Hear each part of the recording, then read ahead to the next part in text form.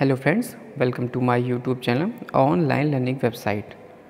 दोस्तों, strength of material के objective questions को जो कि आपके एग्ज़ाम के लिए बहुत इंपॉर्टेंट हो सकते हैं, बात करते हैं क्वेश्चन नंबर 16 की। तो क्वेश्चन नंबर 16 कह रहा है कि जो मॉडुलस ऑफ इलास्टिसिटी है for a mild steel is approximately equal to. हमें ये बताना है कि modulus of elasticity mild steel का कितना होगा, अप्रॉक्सीमेटली कितना होगा इक्वल टू। तो इसका सही आंसर होता है 210 यानी 210 किलो न्यूटन पर mm स्क्वायर। 210 किलो न्यूटन पर mm स्क्वायर जो होता है मॉडुलस ऑफ इलास्टिसिटी होती है माइल्ड स्टील की। Next question, Young modulus may be defined as. Young modulus क्या है ये आपको बताना है। तो यंग मॉडुलस की जब हम बात करते हैं तो यंग मॉडुलस का यहाँ पर जो बेसिक होता है कि linear stress to the linear strain, यानी लीनियर स्ट्रेस और लीनियर स्ट्रेन यानी स्ट्रेस अपॉन स्ट्रेन, लेकिन यहाँ पर लीनियर स्ट्रेस और टू द लीनियर स्ट्रेन होगा, इसका राइट आंसर होगा। नेक्स्ट क्वेश्चन बात करते हैं, जब यंग मॉडुलस की बात करें, अब मॉडुलस ऑफ रिजिडिटी। जब मॉडुलस ऑफ रिजिडिटी की बात करेंगे तो यहाँ पर हमेशा याद रखिएगा कि जब मॉडुलस ऑफ रिजिडिटी की बात करेंगे तो shear stress to the shear strain यानी shear stress up to the shear strain जो होगा इसका राइट आंसर होगा, यानी modulus of rigidity. Next question, the unit of Young modulus is same as that of stress. आपको ये बताना है कि यूनिट जो यंग मॉडुलस की है एज सेम होगी as the that of stress. Yes, यानी ट्रू, यानी यंग मॉडुलस की जो यूनिट है वही आपकी स्ट्रेस की भी यूनिट होगी, इज द सेम। यहाँ पर हमने देखा कि यंग मॉडुलस क्या है, Young modulus defined as the linear stress to the linear strain, modulus of rigidity shear stress to the shear strain. Next question की बात करते हैं क्वेश्चन नंबर 20 की ओर।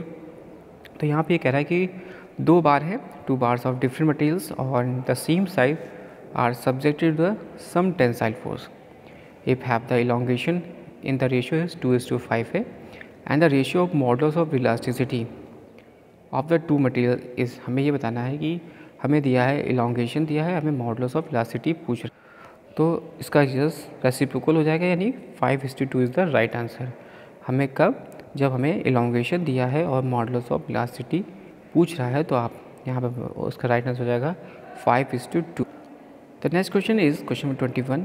आपको बताना है कि when a bar of length L है, डायमीटर D है, जो कि फिक्स्ड रिजिडली फिक्स्ड है एट द अपर एंड और हैंगिंग फ्रीली है, and the total elongation produce is the bar due to own weight. तो हमें ध्यान रखना है कि क्या है, एक तरफ अपर एंड है और हैंगली फ्री है।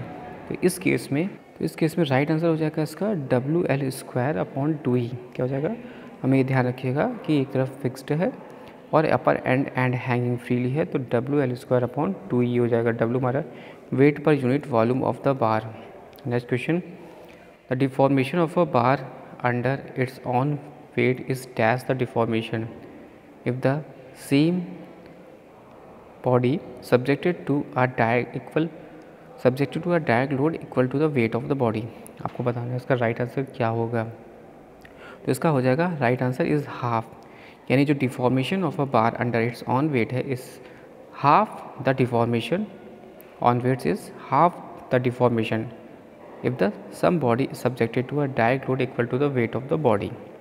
नेक्स्ट क्वेश्चन, बहुत ही इंपॉर्टेंट क्वेश्चन यहाँ पर है कि जो इलोंगेशन है ऑफ अ कोनिकल बार है, ऐसा इलोंगेशन है कोनिकल बार का है, अंडर इट्स ऑन वेट है, dash that the prismatic bar of the same length. तो क्या होगा इसका राइट आंसर इज C, यानी यहाँ पर अगर कोनिकल बार होगा तो यहाँ पर 1/3 होगा ऑफ इट्स पैरासिमेट्रिक बार का, और यहाँ पर bar under its own weight, तो यहाँ पर कैसा होगा, half the deformation. The next question is कह रहा है कि the length of a conical bar L है, diameter is the base D है, वेट पर यूनिट वॉल्यूम W है, it is a fix at the upper end, hanging freely है। तो आपको बताना है कि elongation of a bar under the action of it's own wait क्या होगा, इसका राइट आंसर।